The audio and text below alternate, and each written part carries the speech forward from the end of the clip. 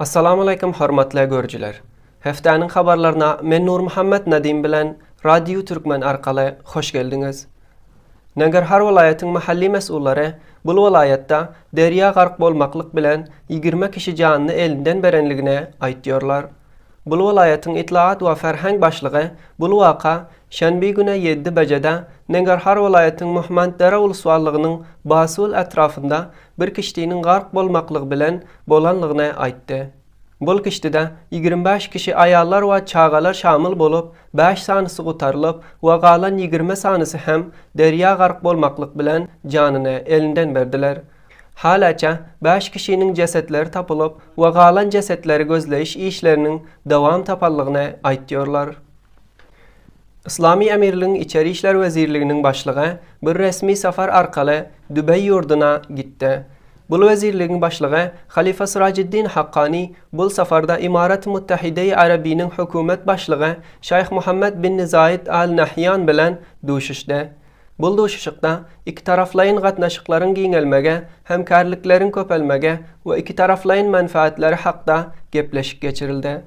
Aýdylışyna görä, İslami emirlik hakim bolandan bäri Halifa Sirajiddin Haqqani'nin daşary ülkelere bu ilkinji safary bolup, İslami emirligiň sözçisi Zabihullah Mujahidin aýdyşyna görä, bu safarynda Dübey ýurdunyň büýükleri bilen Afgan tutsaklary azat edişlige we wiza bermeklige täzeden başlamaklyk hakda hem gepleşik geçirilenligine aýtdy.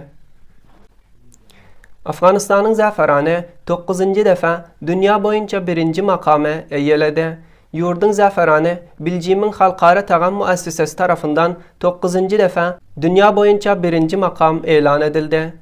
Biljimiň halkara tagam muassesesi Hirat welaýatynyň zaferanyny laboratuary azmaýyş edip, netijede ýurduň zaferany bütün dünýä boýunça iň tagamly zaferan bolup tanyldy. Aýdylışyna görä, her ýyl bütün dünýä ülkeleriň öndürýän zaferany bu muassese tarafyndan baha berilýär.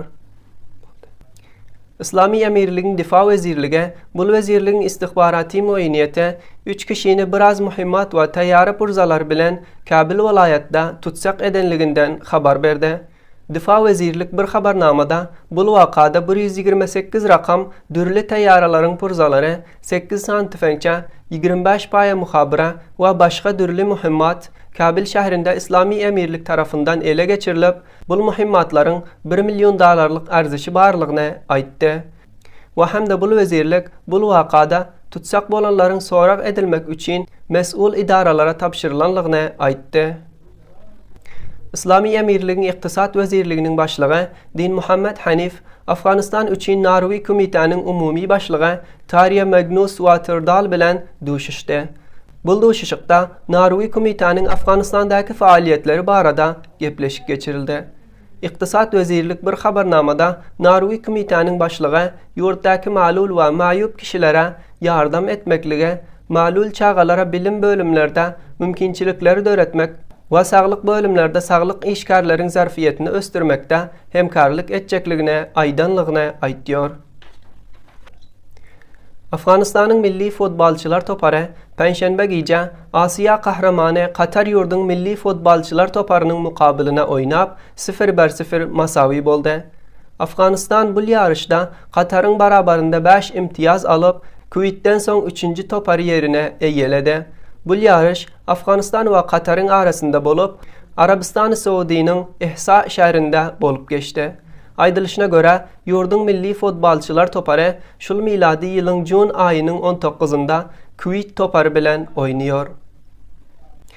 Hindistan ýurtda hawanyň issylygy sebeple 25 000 ýakyn kişi kesellenip, 56 kişi hem janyny elinden berdi.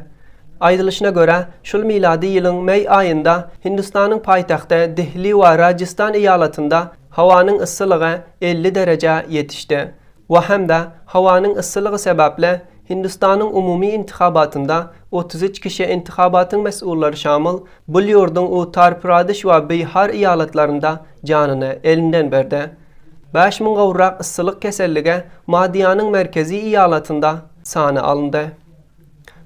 Aziz we hormatly görüjiler, bu heftäniň habarlary şulardan ibaratdy. Geljekki heftäçe sizlere Allah ipege tapşyrýan.